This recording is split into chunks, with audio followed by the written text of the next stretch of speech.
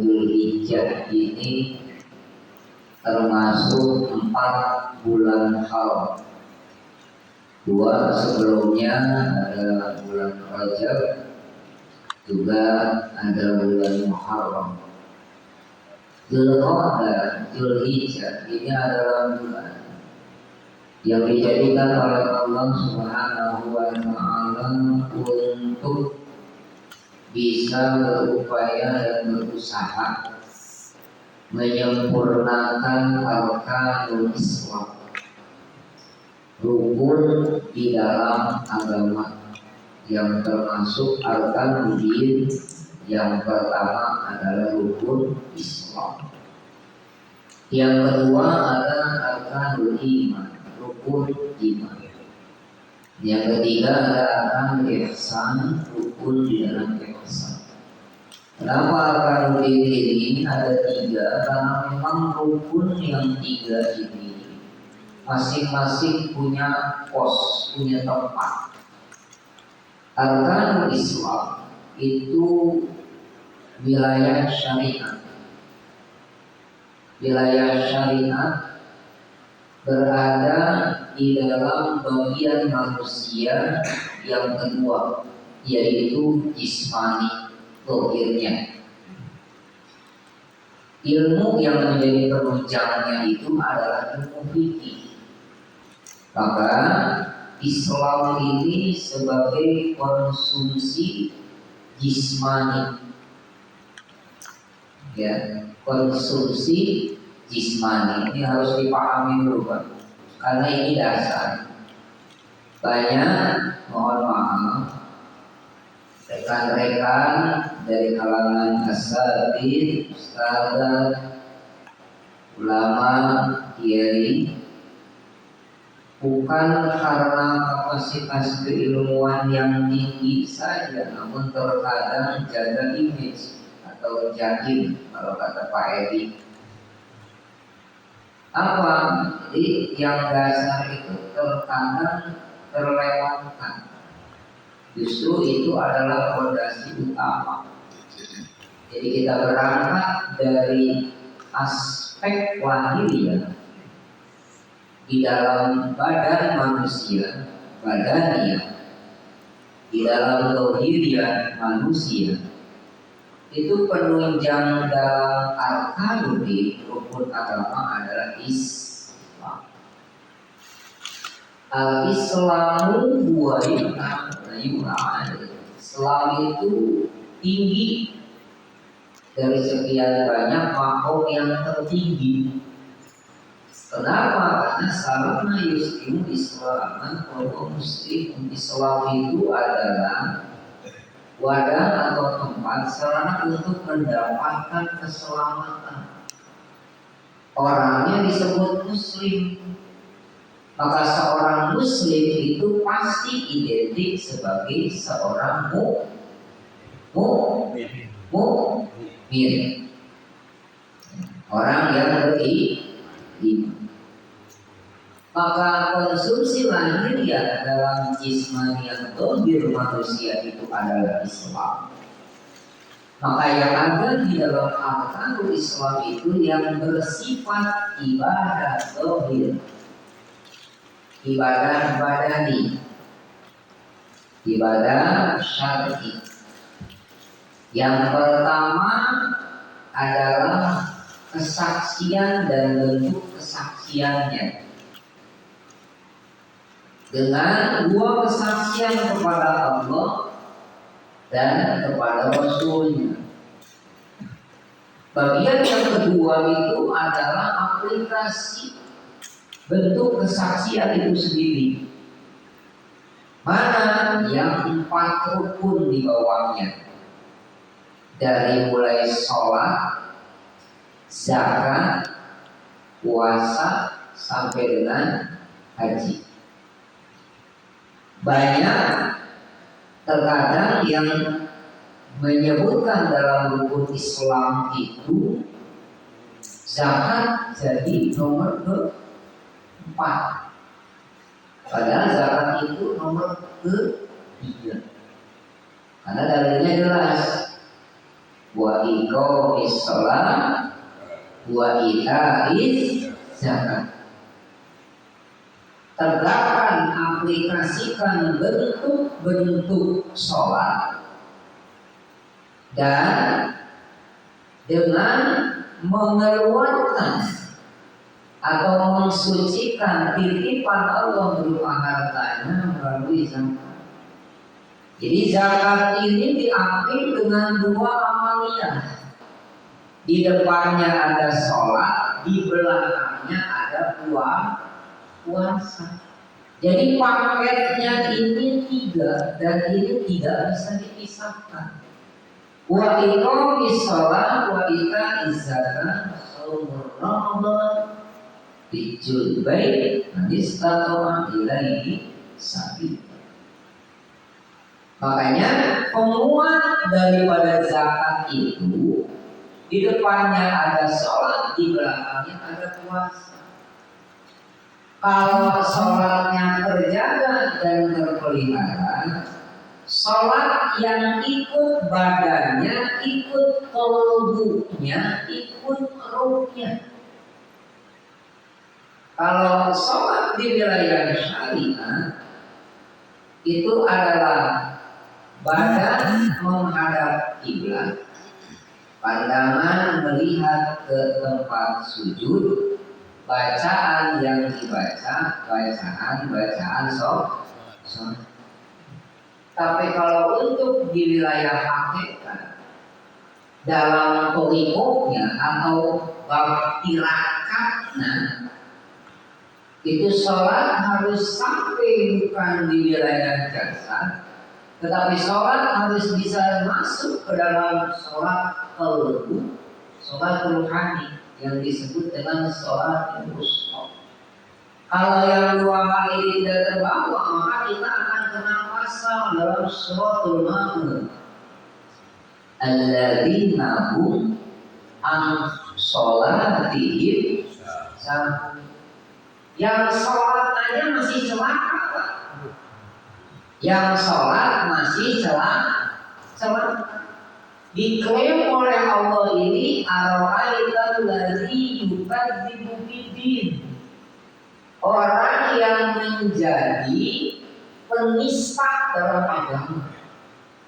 Jadi yang namanya penista, pendusta, pembohong agama itu bukan yang terang-terangan saja dia misalnya bakar Quran, injek Quran dan lain sebagainya, menistakan agama dengan ayat-ayatnya dan ajarannya.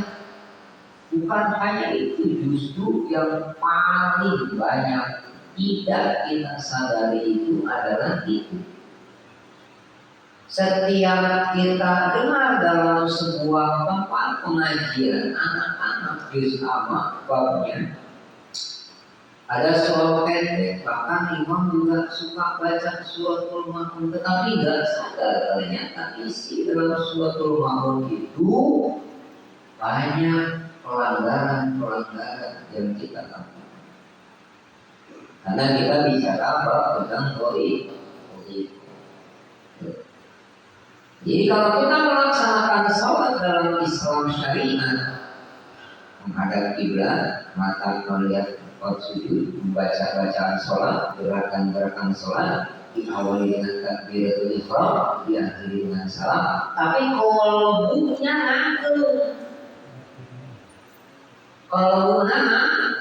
ngantrun kemana-mana, maka itu akan terkena pasal. Tidak diajak sholat qalbunya, tidak diajak sholat ruhnya. Kakalayaban kemana-mana. Nah ini adalah salah satu bentuk. Maka oleh Allah Subhanahu wa Ta'ala ditetapkan dan diabadikan dalam Al-Quran cara ataupun metode. Langkah yang pertama yang harus kita lakukan itu adalah mencari cara, cari jalan, cari metode yang disebut dengan thariqah. Jadi berthariqah itu, bertirakat itu kudu, Pak. Harus. Karena kenapa? Karena untuk mensinkronkan antara sholat lahir dengan sholat batin. Sekarang saya mau tanya, kaifa quluna billah wa antum amwat wa ahyakum tsumma yumitukum tsumma yuhyikum tsumma ilaihi turja'un. Itu jasadnya, ruhnya. Nah, sekarang pertanyaan saya yang kedua, lebih sering mana kita ngurus ruh atau lebih sering kita ngurus jasad? Contoh dalam buku Islam, ada sholat, ada zakat, ada puasa. Yang kita urus dalam sholat wilayah jasad, dari mulai bacaannya, gerakannya, rukun syarat sah sholatnya, wudhunya. Sementara ruhnya, kalau ruhnya tidak diajak wudhu, tidak juga diajak untuk bisa mengikomi atau mengkiamkan sholat.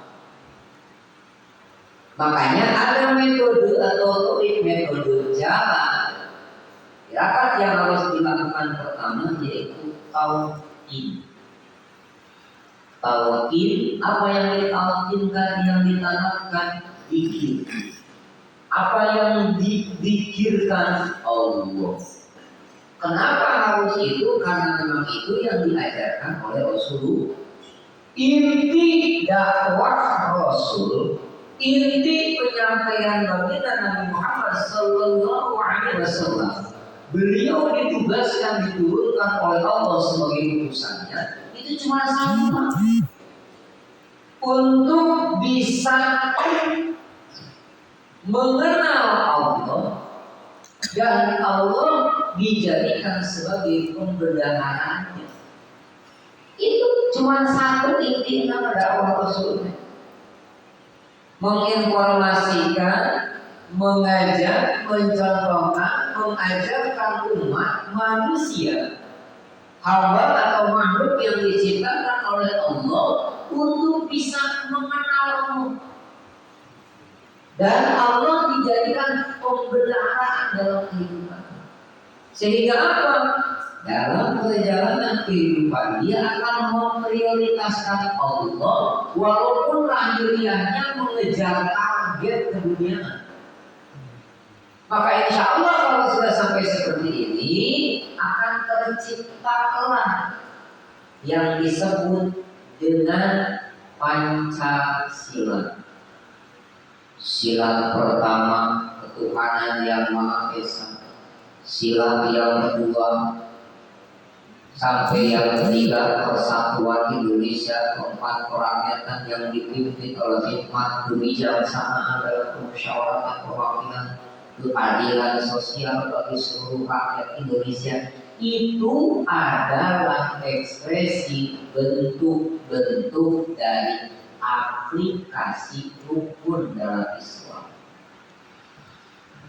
Jadi apa yang ada di dalam ketatanegaraan, di dalam ADART, NKRI, itu adalah hasil daripada mujahadah mereka-mereka yang juhud. Apa itu juhud? Juhud itu land user, Fortuner, Pajero, itu asuhan Fortuner. Juhud.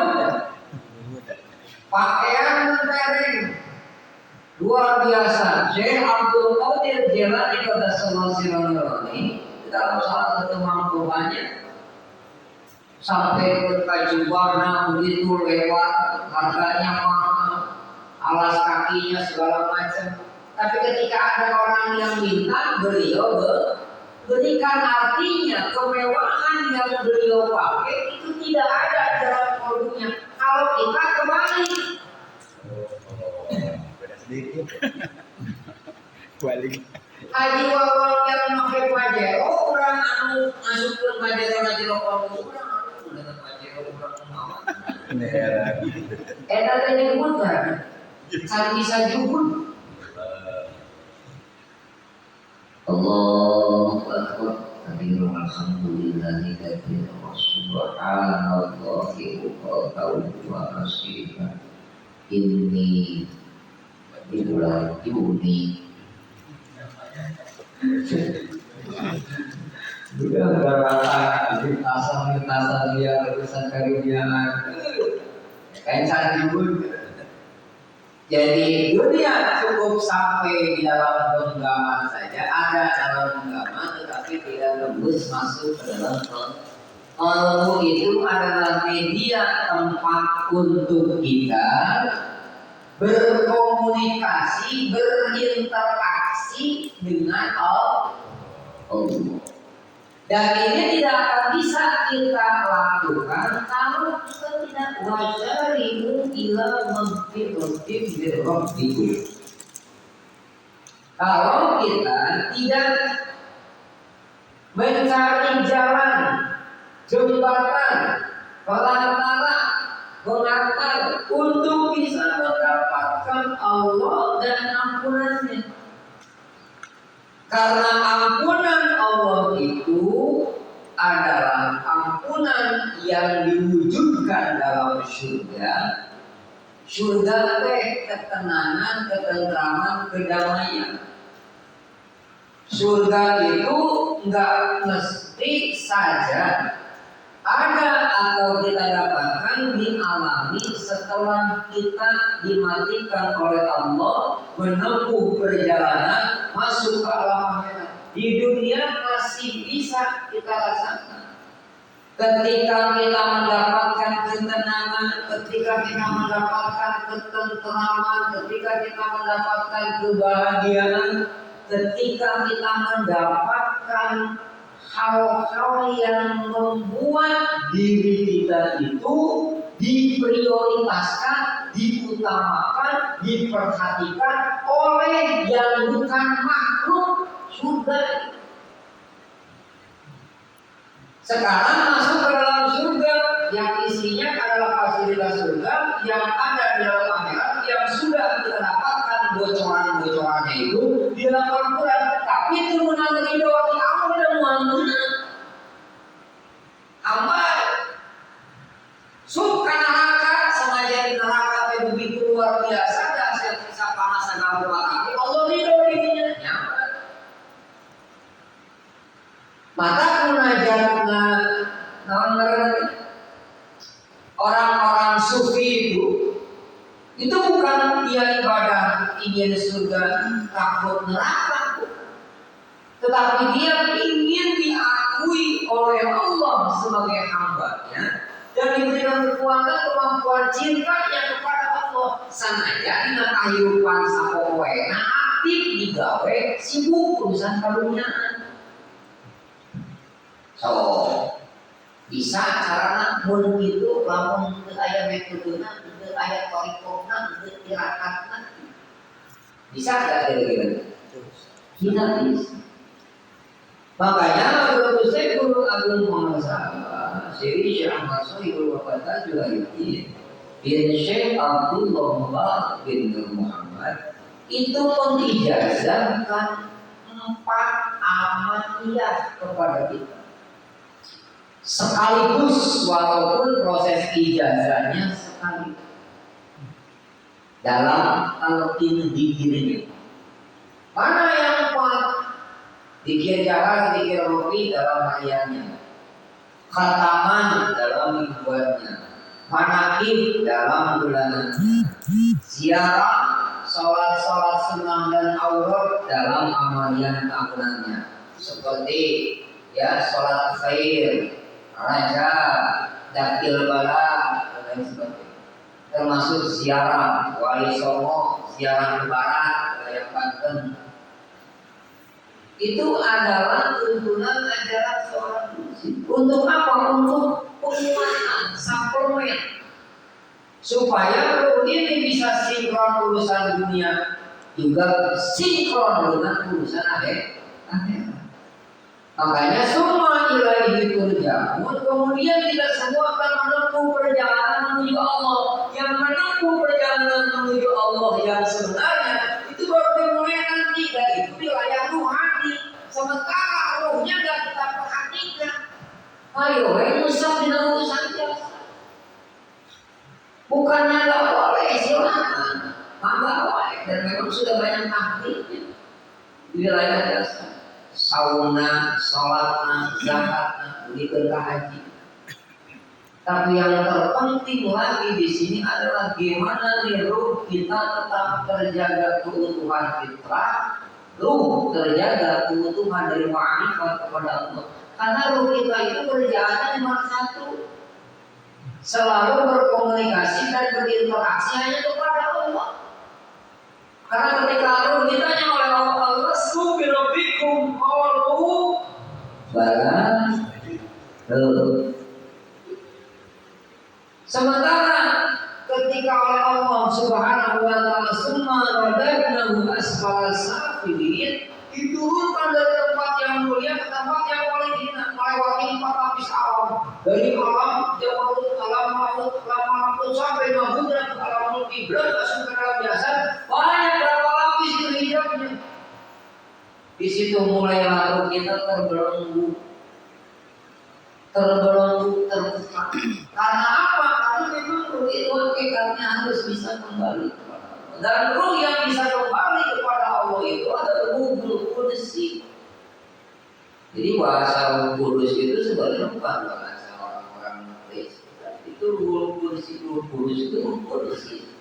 Ruh yang sempurna disebut Ruhul Qudus. Nafsu yang sempurna itu adalah nafsu hamilah.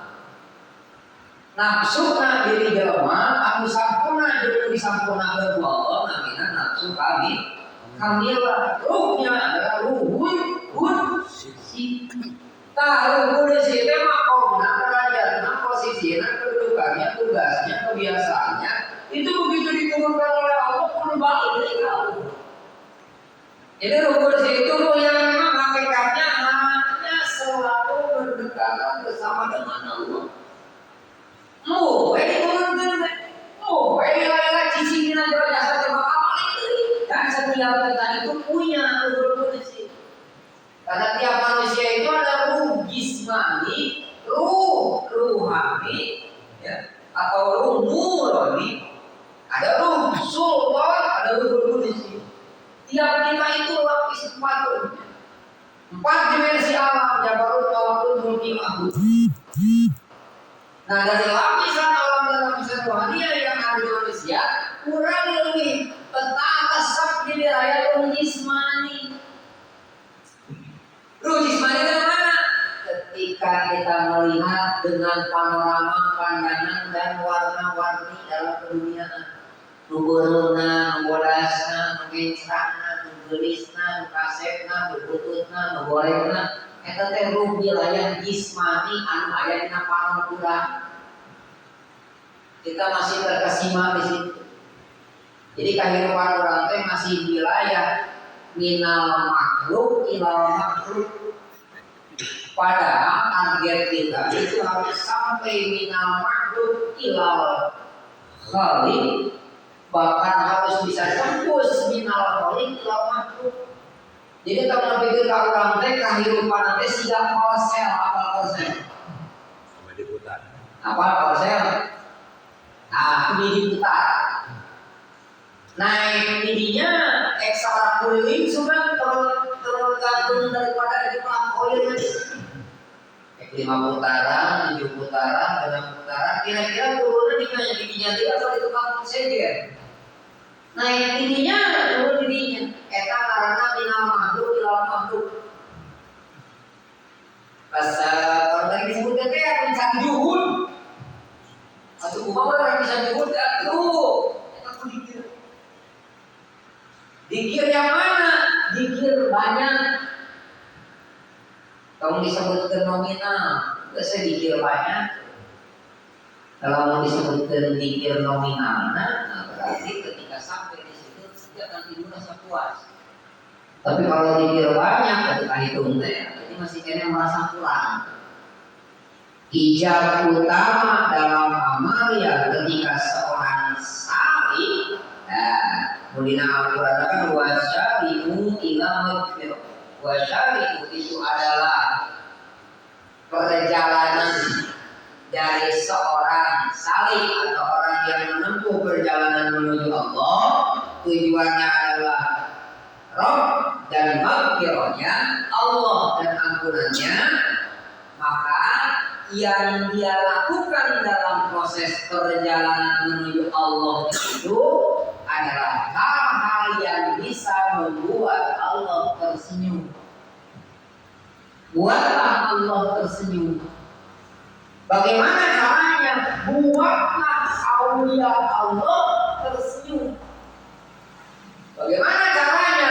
Buatlah seorang pembimbing rohani kita tersenyum. Tidak bisa ada orang langsung membuat Allah tersenyum. Cuma cara yang buatlah mereka aulia Allah tersenyum. Cuma cara orang bisa membuat aulia Allah tersenyum. Buatlah pembimbing rohani kita tersenyum. Buatlah suryalaya tersenyum. Jangan bikin suryalaya itu jadi pusing karena kita. Giliran kabar-kabar info-info tentang narayana kapikeun tadi itu. Ketemenana disebutkan di balik suryalaya, makasih info yang enak-enak saja. Kira-kira ada gejolak apapun dalam hubungan, jangan sampai. Karena dengan kita membuat tersenyum suryalaya, membuat tersenyum ahlul bait, otomatis membuat tersenyum pembimbing Tuhan kita. Nanti akan terus ke atas sampai membuat tersenyum Allah Subhanahu.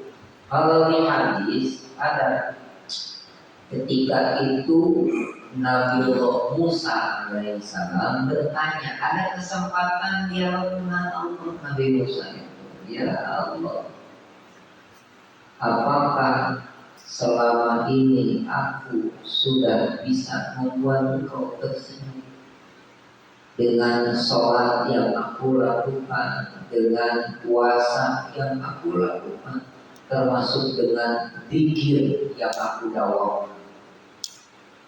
Allah menjawab kepada Nabi Musa alaihissalam, ya Musa, sholat yang kamu lakukan itu sebenarnya untukmu, bukan untukku. Karena dengan engkau melaksanakan sholat, maka kamu akan terhindar, terpelihara dari perbuatan keji dan mungkar. Puasa pun yang kamu lakukan itu untukmu, bukan untukku. Karena dengan puasa engkau akan bisa mengendalikan hawa dan nafsumu dari yang selain aku. Lalu yang ketiga, zikir pun yang kamu lakukan itu untukmu sendiri. Karena engkau berzikir, kamu akan menjadi tenang. Nabi Musa nyaut lagi, nanya, ya Allah, lalu apa dong yang bisa kau membuat engkau tersenyum? Allah menjawab, innallaha yuhibbul muhsinin. Sesungguhnya Allah menyukai kepada orang-orang yang selalu berbuat baik kepada sesama. Kusodakohna, kusilaturahmina, ku akhlakna, ku toleransinya, ku silih asih, silih asu. Itu ternyata yang terlihat seperti sepele biasa menurut kita, di hadapan Allah itu yang bisa membuat Allah tersenyum. Nah, makanya di ini ayat Allah menyebutkan, ya. Nah, di dalam surat Ali Imran ayat ke-133, wasari'u ila maghfiratin min rabbikum wa jannatin arduha as-samawati u'iddat lil muttaqin. Orang yang menyegerakan dirinya mencari jalan, meniti jalan, cari jembatan bertoliko untuk mendapatkan Allah dan ampunannya, dan dia akan mendapatkan surga yang luas surganya itu seluas langit dan bumi. Buat siapa itu yang Allah berikan kepada uiddat lil muttaqin, diperuntukkan buat mereka orang-orang yang muttaqin, non muttaqin. Muttaqin apa Pak? Orang yang takwa. Siapa orang yang bertakwa itu? Orang muttaqin itu bukan si eta yang muttaqin. Ayah diulangi larang muttaqin ayah.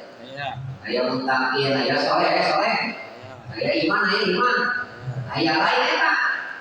Bukan yang namanya soleh atau yang namanya muttaqin atau yang namanya iman, tetapi apa?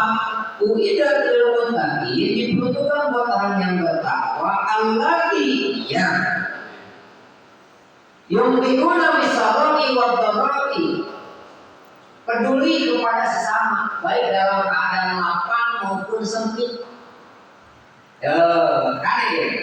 Peduli kepada sesama baik dalam keadaan lapang maupun sempit. Lama daya praktek kan bagus, bicara takwa. Karena kriteria takwa dalam Al-Quran di ayat ini itu ada dua, Pak. Ada takwa dalam dohir, ada takwa dalam batin. Takwa dalam dohirnya bentuk dari real dalam kehidupannya. Alladzina yunfiquna fis-sarra'i wad-dharra'i, yaitu orang yang peduli kepada sesama baik dalam keadaan lapang maupun sempit. Diasukeun kana bab sedekah karena memang yang umum saya lihat terjemahan di sini disebutkan bersedekah. Mau bersedekah dalam keadaan lapang maupun sempit. Kalau bersedekah berbagi dalam keadaan lapang teraneh boga. Terus model kurang ya sedekah 500 juta. Wih, luar biasa gitu. Karena memang apa? Karena memang kamu cek ulama. Tapi kalau menurut orang yang ada kemapanan dalam kehidupannya, ada pasti luar biasa, ada kemampuan di situ biasa, karena dia punya kelapangan rezeki, bisa dan mampu. Yang luar biasa, keadaannya biasa, pas-pasan, tapi mau bersedekah, mau berbagi, mau peduli kepada sesama. Namun mereka atau ini masalah baruman. Makanya di dalam manaqib, hikmat amaliyah dan hikmat ilmiah manaqib itu ada season sebelumnya, yaitu majelis doa. Majelis doa itu tuh bisa rapi wadharra'i, majelis peduli. Nuberi di rumah kurang bisa ngalomo bari jeung mawa buah 1 kilo ini mana mawa jeruk 1 kilo mawa anggur 1 kilo itu bisa kalau mau ke rumah sakit tinggal keayaan mengaduakeun kurang. Begitu kita bacakan suratul Fatihah dari kode yang bawa acara, kita baca dari bismillah sampai dengan wa'alaikumsalam, itu flashback balik ke kitanya yang tadi di Lauhul Mahfuz ada catatan kurang dulu beri parah yang diganti catatan ada dengan beri ini betul doang. Ini betul kita nggak parah sama parah itu oke-nya atau mulia gitunya atau kuruna beri satu kemana ansi ciremen sabab naon kurang ngadoakeun jalma anu teuing ngawe diberikan kesehatan, diberikan kesembuhan, begitu bismillah waladhdallin itu bukan hanya buat yang kita doakan, juga dapat imbasnya kepada kita. Kita mendoakan kepada orang yang sedang dalam keadaan kesulitan, baik dalam urusan rumah tangga, ekonomi dan lain sebagainya. Baca Fatihah, dihadapkan kepada para guru kita, pusing-pusing, gak merasa apa. Bismillahirrahmanirrahim. Tadi kena masalahnya syaratnya kudu yakin urangna jeung kudu tulus ikhlas. Imam kadang-kadang MC-na Al-Fatihah. Nu kadang-kadang teh kan MC-na itu bismillah di orang dolim. Mustamina dinya aya nu maca abadi jeung setengah pengantin setengah ridho teh macam. Sababna naon asumsinya masih pemikiran anu akeun batur. Padahal kata orang anu akeun batur teh maka jadi ngaduakeun jadi kurang soal.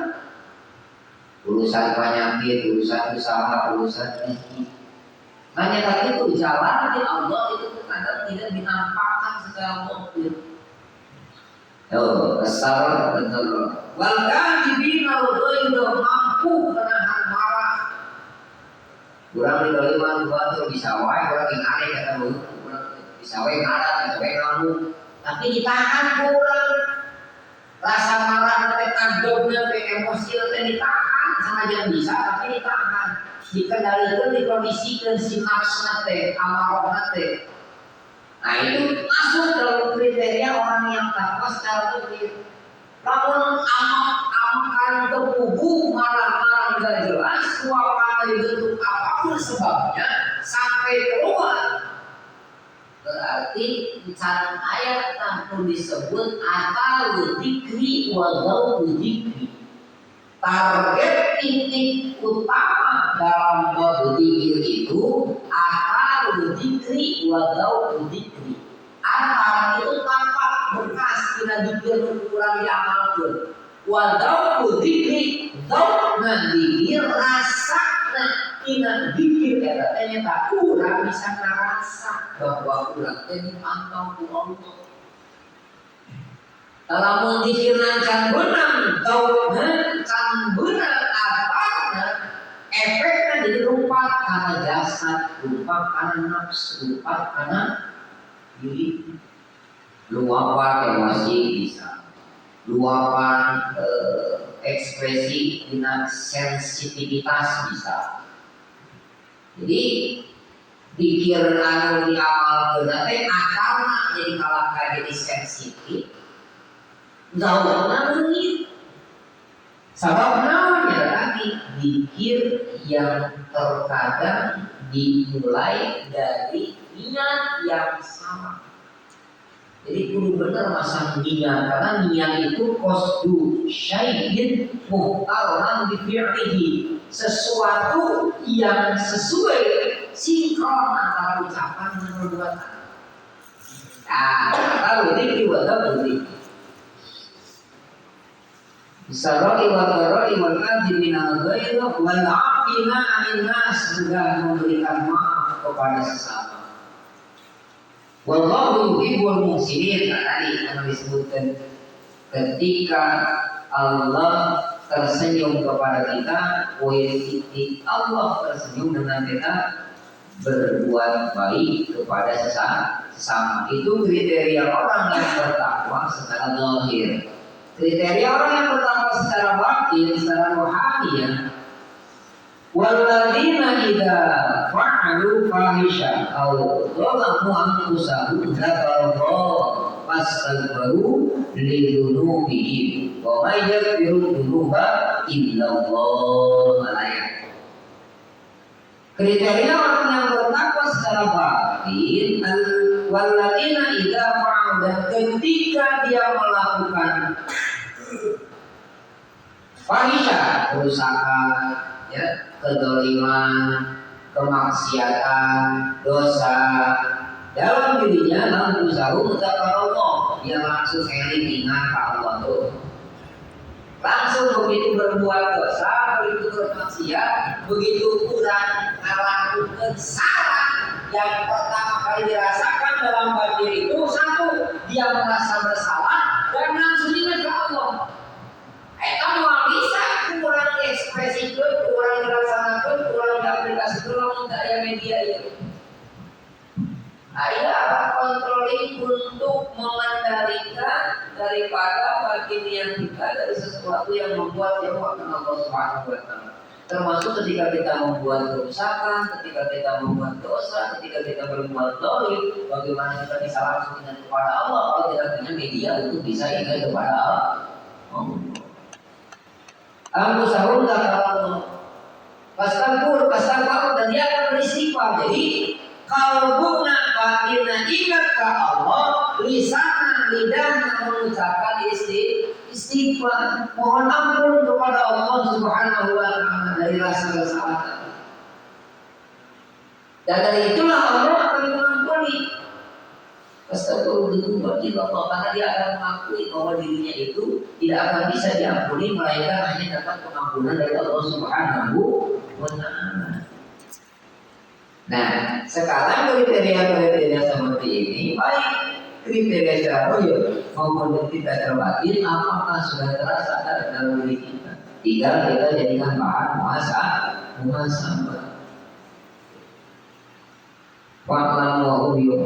Semuanya Allah Subhanahu wa Ta'ala Maha mengetahui apa saja yang dirasakan dalam diri orang-orang yang bertakwa secara batin. Ulaika jazaa'uhum.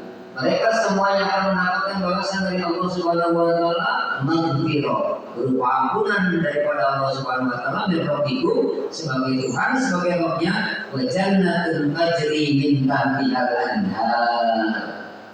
Dia akan abadi kekal selama-lamanya di dalam jannahnya Allah Subhanahu wa Ta'ala. Maka itu dibahas firman surga orang-orang pengamal berikutnya jelas meskipun disebutkan meskipun dijahatkan diri karena sudah jelas menurutnya. Yang penting itu tadi apa-apa yang sudah dibimbingkan oleh seorang mursyid yang kita yakini sebagai pembimbing rohani kita bertanggung jawab dan kita mengikuti apa-apa yang menjadikan bimbingan beliau untuk sampai mendapatkan ampunan dan ridho daripada Allah Subhanahu wa Ta'ala. Maka kriteria-kriteria yang ada di dalam maklumat mursyid termasuk tuntunan dalam panduan buku ibadah itulah yang sekarang mesti kita amalkan, kita kerjakan karena itu adalah hasil dari mujahadah mursyid. Kita belum ada mujahadah, kita baru bisa melakukan itu pun kalau kita memang benar-benar yakin dengan bab hakul yakin. Maka ruh kita akan terjaga, ruh kita akan terpelihara, ruh kita akan selalu refresh terus, di-refresh terus dengan kalimat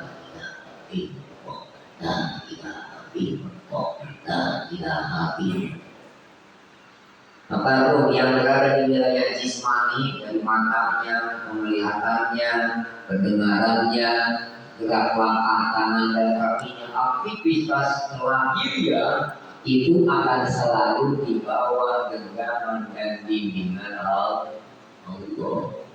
Naik lagi ke wilayah ruhani. Ruh ruhani ini adalah ruh yang disebut sebagai nurani. Nur itu adalah bimbingan, bukan cahaya lampu lain. Nurani itu adalah bimbingan nur Allah kepada ruh. Mana media bimbingannya? Zikir dan alat instrumennya itu ada kalbu.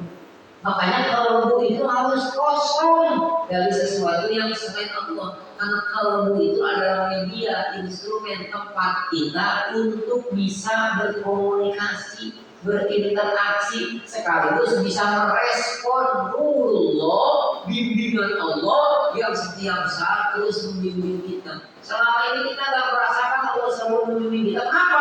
Karena sudah terlalu penuh dalam kalbu kita ini. Penuh dengan apa? Penuh dari hal-hal yang disebut kecanduan. Fortuner asuh, Pajero asuh, Majelis Catanges asuh, Tamsuran asuh. Kumaha tuh kalau itu mau orang pikir inisiasi ya, mama kau orang dirinya kene mikir aja gitu. Bagaimana kalau mikir kita punya satu tujuan itu kenapa awalnya tujuannya berat karena memang bisa minal makhluk ilal holipek kudu minal makhluk ilal makhluk juga. Dari minal makhluk ilal makhluk nanti endingnya dia akan menyerahkan seluruh si anak bagus. Alhamdulillah ya Allah digerakkan Allah melalui si bulan menutup dengan urusan beres. Endingnya dilempaskan ke Allah. Nah itu ilah-ilahan minal makhluk ilal holik leungit makhlukna. Ini wilayah nafsna teh aya wilayah mulhimah, nafsu mulhimah. Nafsu mulhimah ini adalah diri yang punya kecenderungan atas kudrat Allah, taufik dan hidayah Allah yang selalu merespon bimbingan, arahan, petunjuk, taufik, hidayah Allah Subhanahu.